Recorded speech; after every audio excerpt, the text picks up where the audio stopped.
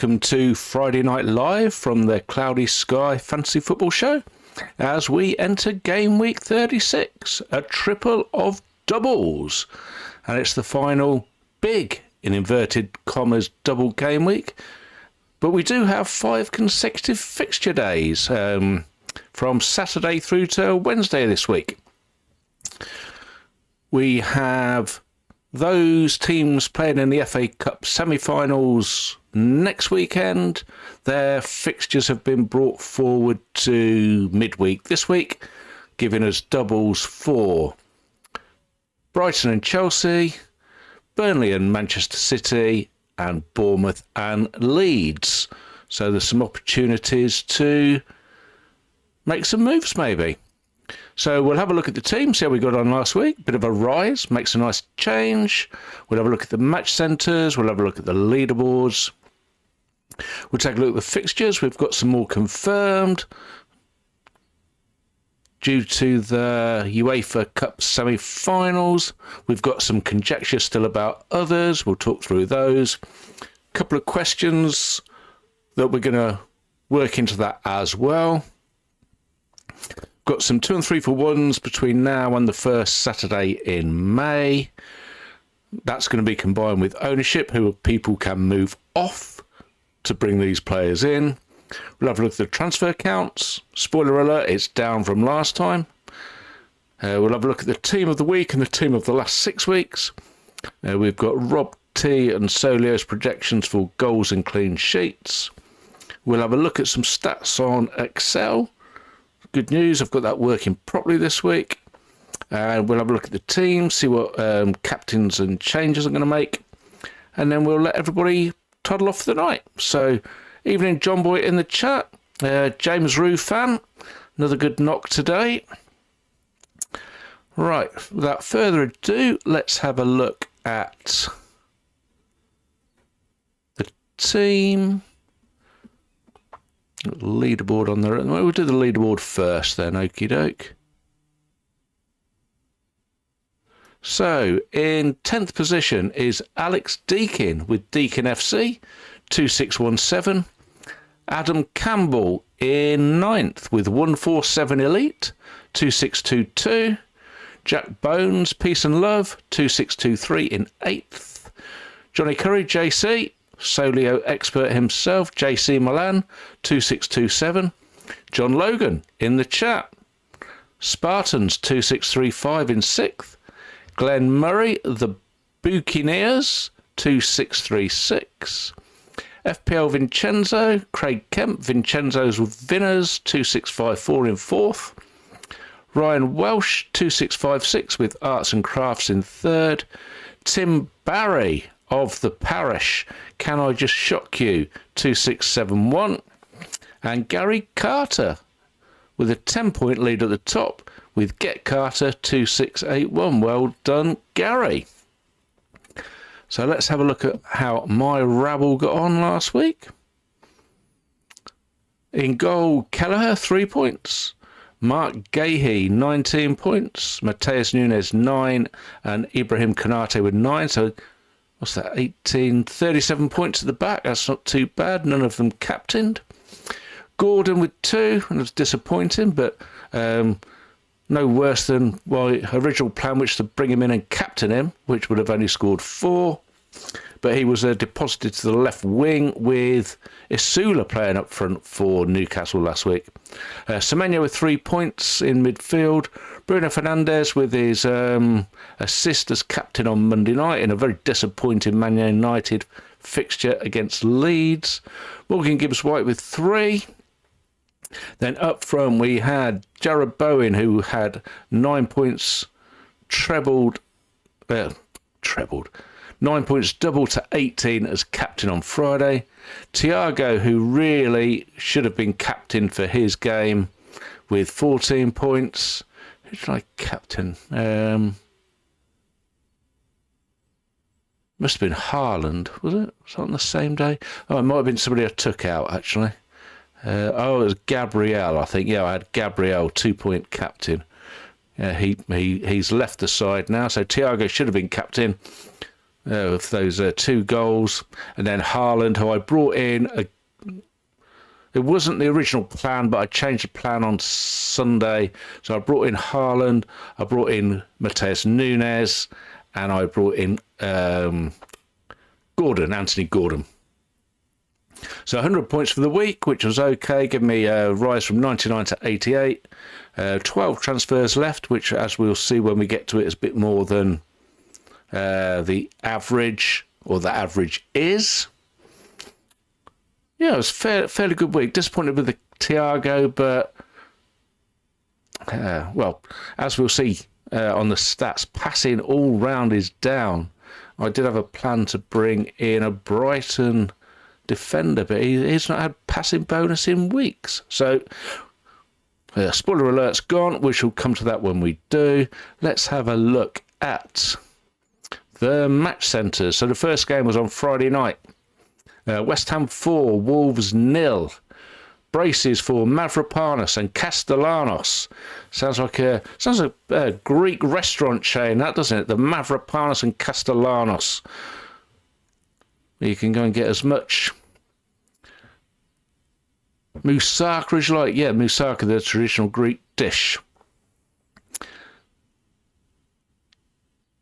So, 3-pointers. Tier 3s for Pablo, with tackles, with 5 for a tier 3, and Castellanos with 3 shots for a tier 3. Saturday lunchtime, Arsenal 1, Bournemouth 2. Goal scorers were Gyökeres, Krupi and Scott, and no tier 3s at all on Saturday lunchtime. Then we come to Brentford 2, Everton 2. The aforementioned brace for Thiago, a penalty and a goal, and Beto and Dewsbury Hall with a late equaliser for Everton. And the same in that game, no tier 3s at all. Burnley 0, Brighton 2. Goal scorers were 2 for Max Weaver, 43rd and 89th minute. Tier 3s for Weaver with the tackles and Welbeck with the shots. Van Heck there with only 52 passes and a yellow card for a grand total of 6 with a clean sheet. He was the player I was considering for next week. Liverpool 2, Fulham 0. Liverpool getting a little bit back on track, but that's probably their easiest fixture of the rest of the season, to be honest. Ngamoa and Salah with the first half goals, which sealed the win. No tier 3s for Liverpool. Again, passing quite low down there as well for Liverpool there. Van Dijk 56, Szoboszlai 62 and Konate 65. Tier 3s in the Fulham side, just Bassey with the tackles with 5 of them. Crystal Palace 2, Newcastle 1. Those who watched last week will remember I thought Newcastle would get the better of this. They were pretty poor. And Palace, yeah, they got the win. Late goals from Mateta with a brace. Tier 3s, Munoz with 6 tackles for a tier 3. And Botman with 78 passes for a tier 3 for Newcastle. Sunderland 1, Tottenham 0. Another chastening day for Tottenham.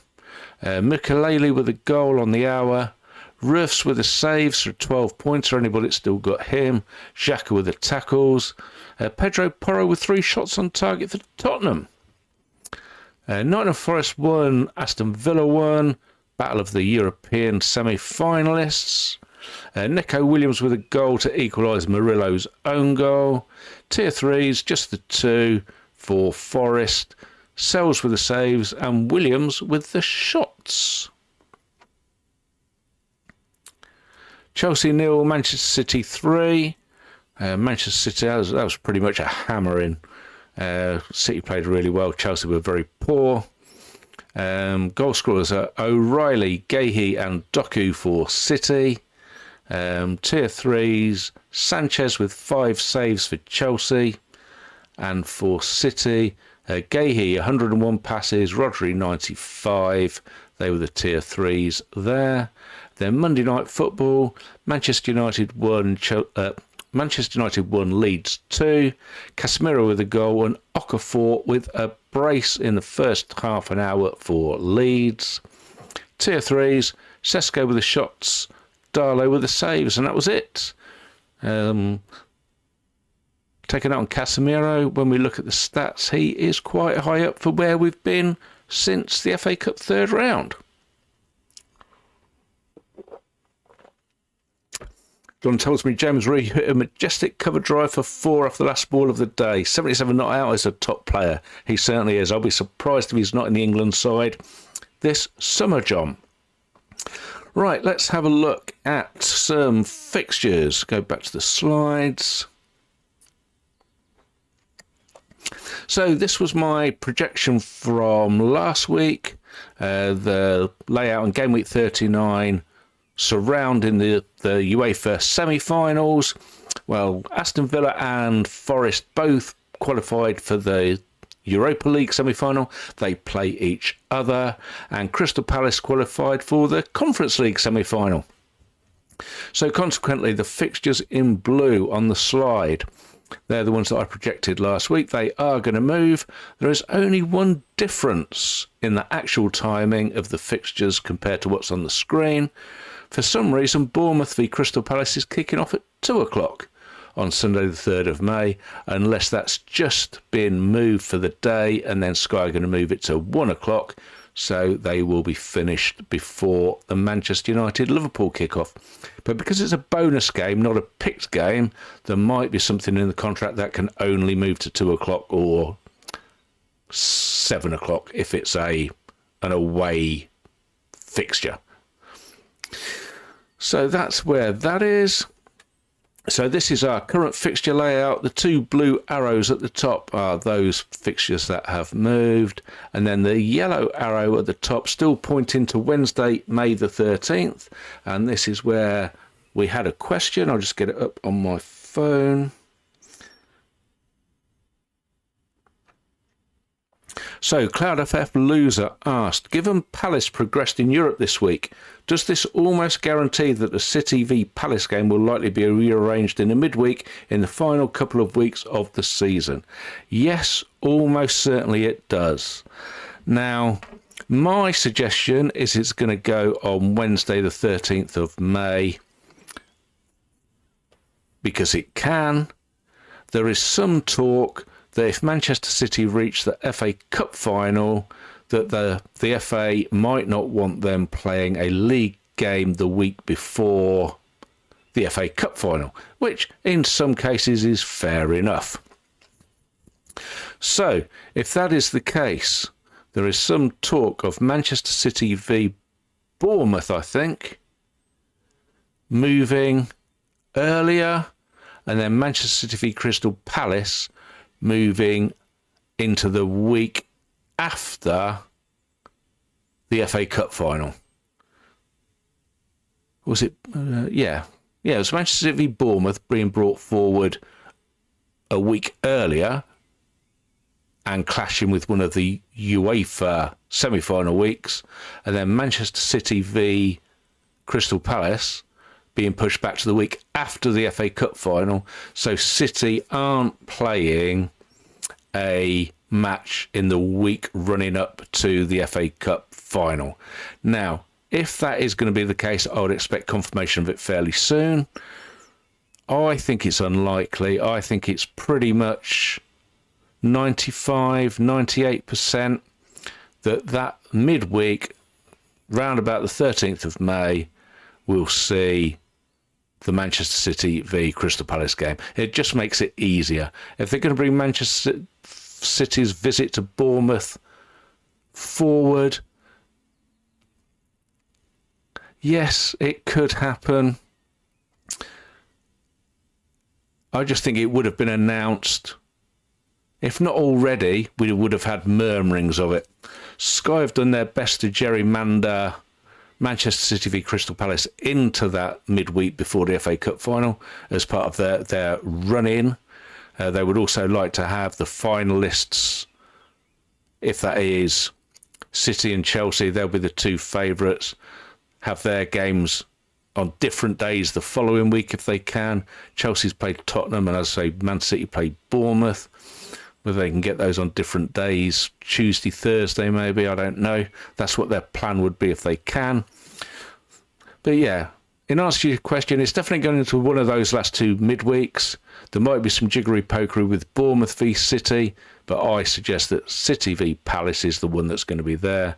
Either way, we're going to have one or two midweek games that are moved there, and then after the FA Cup final, there'll be two midweek fixtures after it, featuring the two teams that reach the FA Cup final, and they'll probably be on the Tuesday.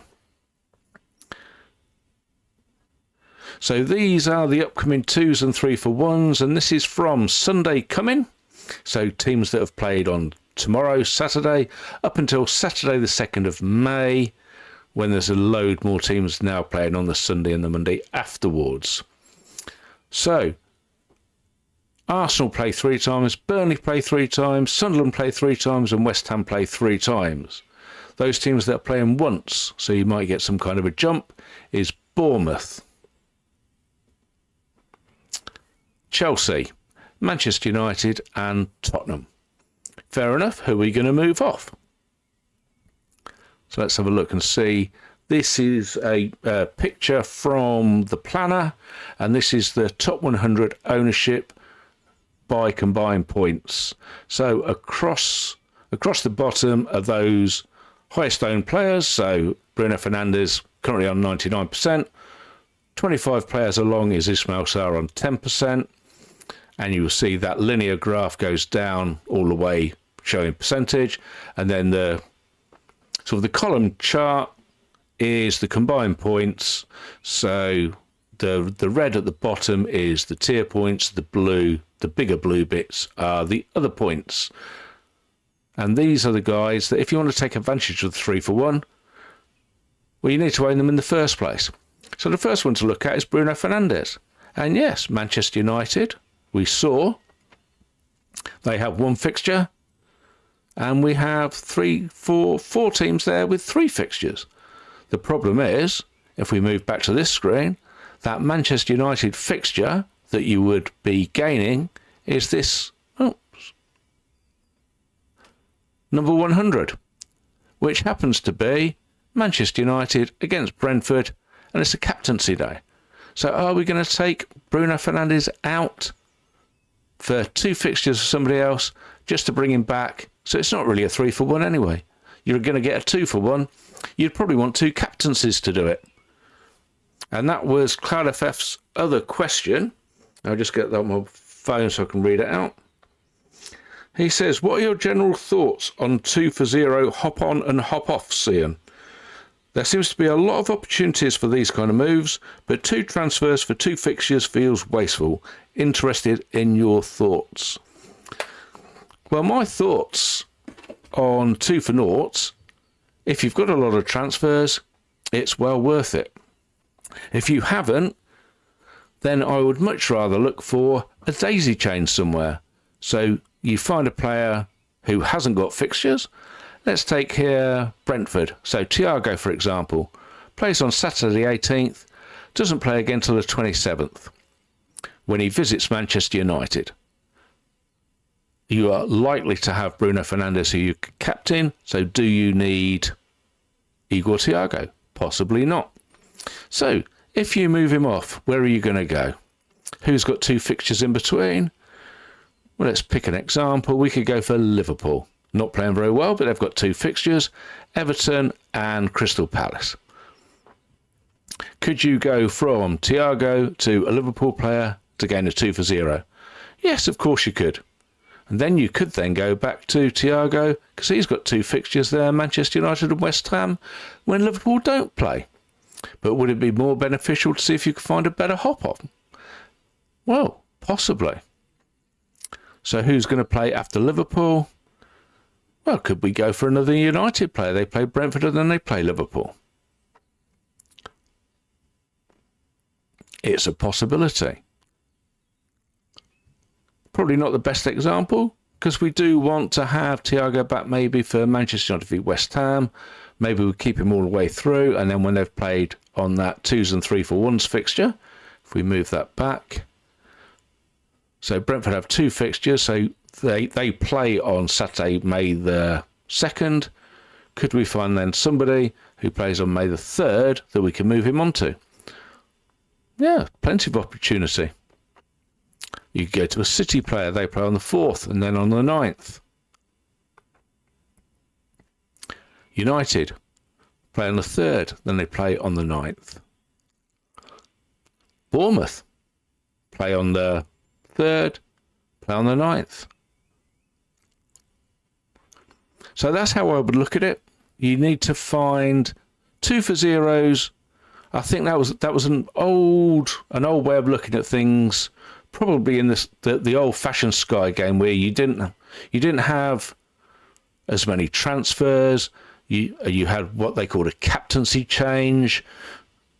You were allowed one of those. So if there were 3 games in a week and played Saturday, Sunday, Monday, you could captain a player on a Saturday, change the captaincy to somebody playing on Sunday, and then on Monday, if you didn't have anybody at all, you could transfer the Sunday captain to another player. He would inherit the captaincy, and then they would hopefully play then on the Saturday the next week, carry the captaincy forward, and then you would do the same thing again. That's where all of this planning stuff came into existence, really, because it was a difficult game to work around. It's slightly easier now, but the plans are still the same. So 2 for zeros is probably not something I would chase. Certainly not if I was going back to the same player, unless it was for 2 captaincies, the old way we did with the Monday and Friday captains. I'm trying to think who it was this season. Was it Calvert-Lewin?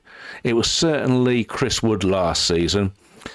Otherwise, I'd look to chain maybe from player to player with a captaincy on one of the days, and that's how I would look at it myself. So, bearing in mind how many transfers people have got, and we'll come to that now. So on the left-hand side, we can see this was the average transfers remaining before the last game week. So the top 10 had 13.9. Top 50, 11.4, top 100, 11.7, and overall 27.1. And after this weekend's rounds of games, top 10 below 10 at 9.8, top 50, 9.0, top 100, 8.8, and overall 26.1. Quick slurp.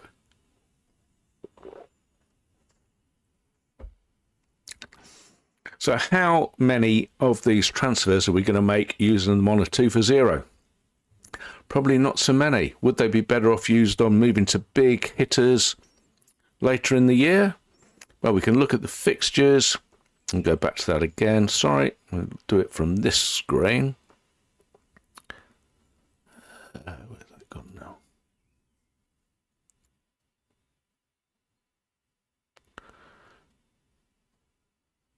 Where's everything going?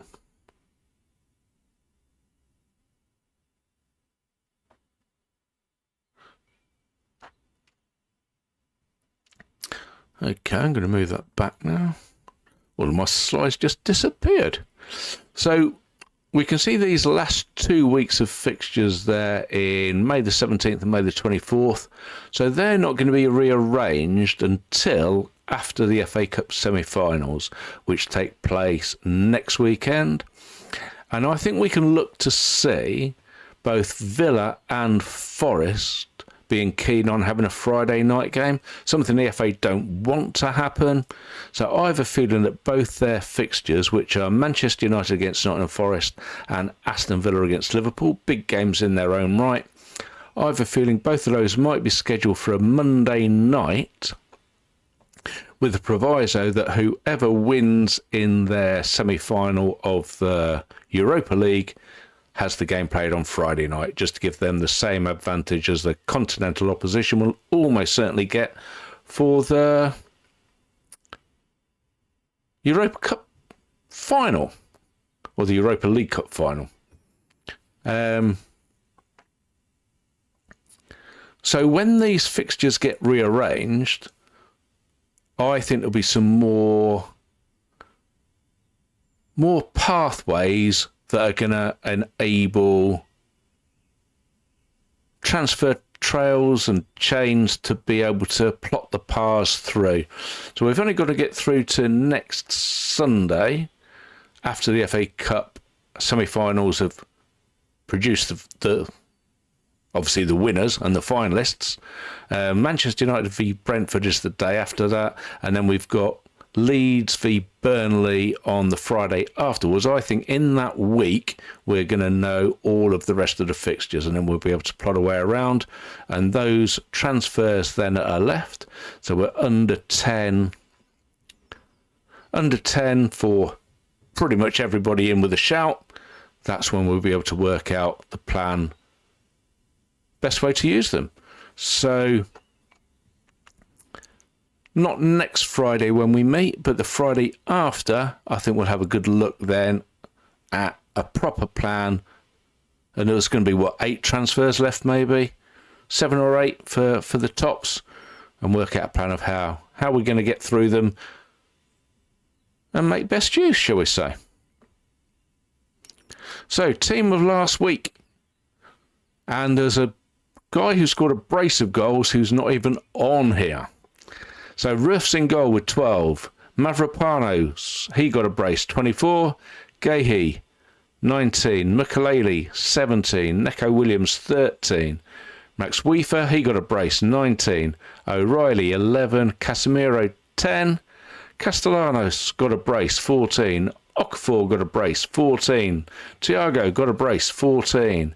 And JP Mateta, he got a brace, doesn't even make it on due to the positioning. So it's one of the highest scoring single game weeks we've had in a while, I imagine that. And then the best team in the last 6 game weeks, Hermanson in goal, 31. Gahey, Mavropanos, most of his points coming in that 1 week. And Neco Williams making up a back 3. Bruno Fernandes, Casemiro, Gordon, Gibbs-White in the middle. Beto, Thiago and João Pedro up front. So then, let's have a look at this week. These are the projected goals and clean sheet odds from Solio. This is Rob T, JC's team. Kicking us off, early kick-off, Brentford v Fulham. Brentford at 1.61, 28% clean sheets. Fulham 1.27 and 20%. So is Thiago a good captain for Saturday? Quite possibly. Then we have Newcastle v Bournemouth. Newcastle 1.89, 23%. Bournemouth 1.45, 15%. Those that have seen both sides play last week probably think that's the wrong way around. Leeds 1.77 and 41% against Wolves 0.89 and 17%. Is anybody going to move for a Leeds player early? They've got an extra game in midweek that we'll come to, and they also have the upcoming Friday night single game day fixture at home to Burnley. Tottenham against Brighton, 1.45 and 22% Tottenham. Brighton, 1.51 and 23%. So Brighton favoured over Tottenham. Shows how bad Tottenham have been. Chelsea against Man United is the tea time kickoff. Oh no, it's a evening kickoff. The Tottenham v Brighton's a tea time kickoff. Yeah, so Chelsea 1.69 and 22%. Manchester United 1.50 and 18%. Man United have been rocked by more injuries at the back. They're going to have a skeleton back 4 out, I think, tomorrow. Aston Villa against Sunderland. So Aston Villa 1.77 and 40%. Sunderland are 0.91 and 17%. Villa have been playing well. Qualified nicely in the Europa League for the semi-finals. Sunderland struggling a bit, but won again last week, but it was only against Tottenham. Forest against Burnley. Forest are 1.95 and 40%. Burnley 0.92 and 14%. They were unlucky against Brighton last week from all I could see. Disallowed goals for very close offsides. The first Merseyside derby at the Hilly Dicky. Everton 1.26 and 21% against Liverpool 1.57 and 28%. I imagine that'll be closer than that looks.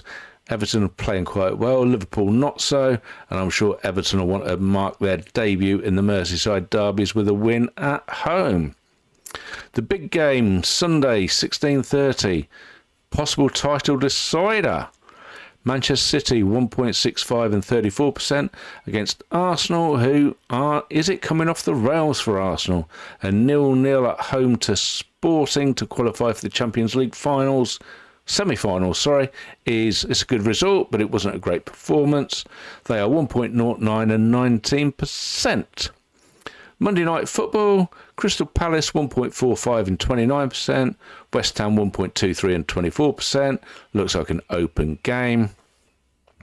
Then the additional games we've got next week are Brighton against Chelsea on Tuesday, 1.53 and 23% Brighton, 1.46 and 22% Chelsea. Bournemouth 1.65 and 28% against Leeds, 1.27 and 19%. And Burnley 0.86 and 6% against Manchester City, 2.75 and 42%. So those teams at the top that are looking for the most goals are City, Chelsea, Bournemouth, Brighton and Leeds, all over 3. And those projected the best chance of a clean sheet, and this is obviously over 2 games for some of them. The 3 at the top, 62, 52 and 41 for City, Leeds and Brighton. Then the best of the rest, shall we say, 40%, Villa against Sunderland and Forest against Burnley. So let's have a look at some data. This is the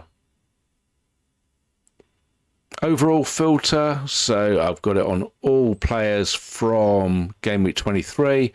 This was from the FA Cup third round, so we're looking at basically the last 3 months now.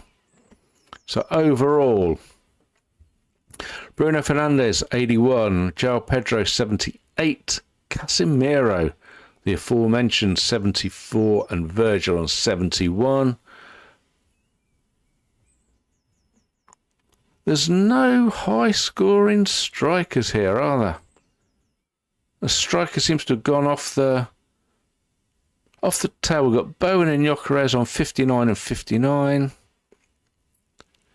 And that looks to be about it.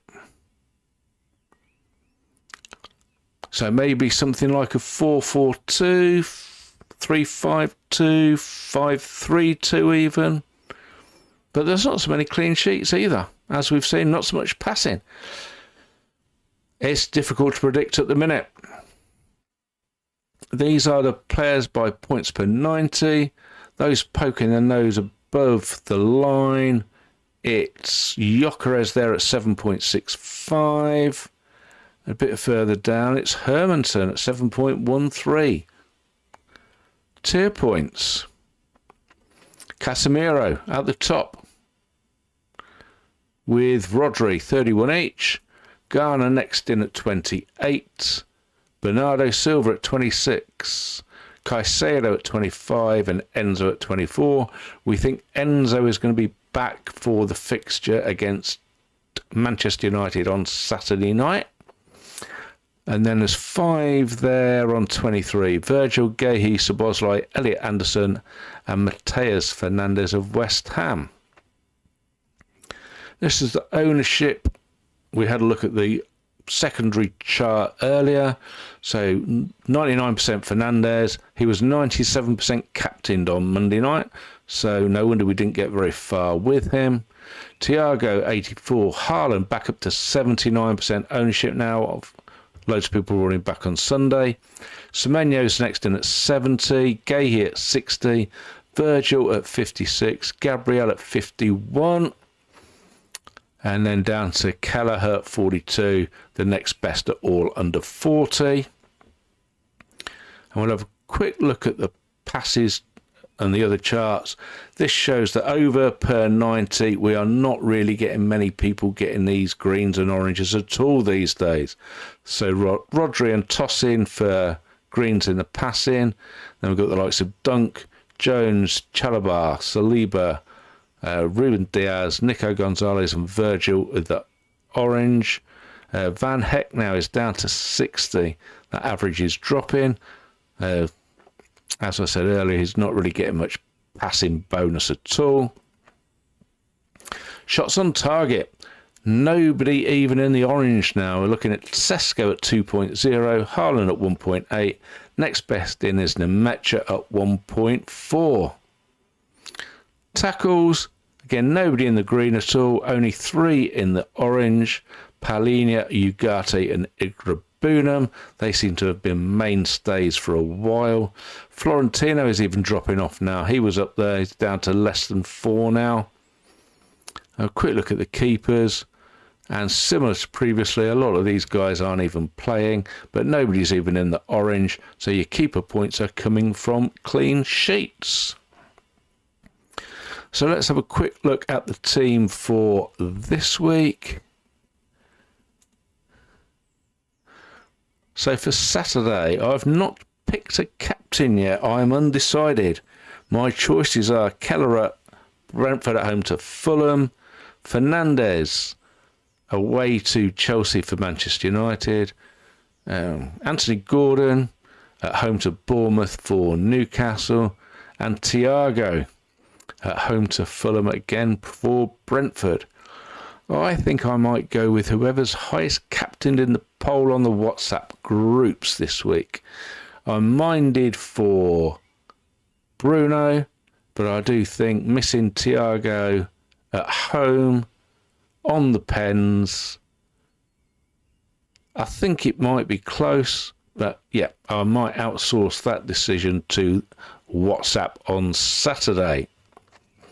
Sunday, my choices are Erling Haaland at home to Arsenal, never a bad shout. Semenyo at home to Arsenal, Konate away to Everton, Mateus Nunes at home to Arsenal, Guehi at home to Arsenal, and it's currently landed on Morgan Gibbs-White. Nottingham Forest play at home to Burnley. And even though it says 1500 on the screen there, those games, Villa v Sunderland and Forest v Burnley, do kick off at 2 o'clock, the same time as Everton v Liverpool. So I will get to see the team. If Morgan Gibbs-White is in, he will be captain. Monday night, Hobson's choice. It is Jarrod Bowen for Crystal Palace's hosting of West Ham. Then on Tuesday, Brighton against Chelsea. I currently don't have a captain. I have mooted for Chalobah at the minute. Apparently, according to Rosina, he's very close. Might even make the game on tomorrow. If he makes the bench and comes on, I think he'll start on Tuesday. I'm not overly keen on any of the players, in all honesty, but Chalobah is cheap and he does reliably get passing bonus. And if he can do that in the remaining games for Chelsea, well, 6 games left, is it? So 6 lots of 5 is 30 points that I could get at a very cheap price. You'll notice then I'm down to 2 million in the bank as well, with 98 million spent. Wednesday, it's the Man City players again, so probably Haaland away to Burnley. And a quick poke ahead to Friday next, when we'll be back here live. Sunderland v Forest, so Gibbs-White is in as captain. And then the moving of Chalobah in for Konate gives me 2 million to move with Gibbs-White, so I can get up to somebody 10.7. So all of those £10 million defenders are within range from Gibbs-White on Friday.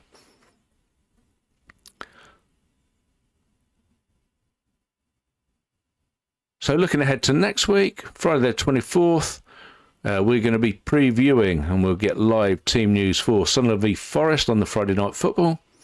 Saturday, 5 games early, Fulham v Villa. 3 at 3 o'clock, Liverpool, Palace, West Ham, Everton, Wolves, Tottenham. Arsenal v Newcastle at 17:30, clashing with Southampton v Manchester City in the FA Cup. No games on Sunday because they've been brought forward to midweek that we've just previewed. Gives TNT standalone Sunday afternoon from Wembley with Leeds v Chelsea. I think it's a 3 o'clock start. Then Monday night football, Manchester United against Brentford, will conclude game week 37. Right, thanks very much for watching, everybody. If you've enjoyed your watch, please give the video a like. If you want to use the transfer planners that we've utilised throughout the stream, you'll find those over at patreon.com/Cloudy Sky Fantasy Football Show. And we'll let everybody disappear for the weekend. Enjoy your football, enjoy your weekend. Hope the weather's nice, football's good. Manchester City v Arsenal, hopefully a good game, not a drab 0-0. And we'll see you all next week. Cheers, everybody. Bye for now.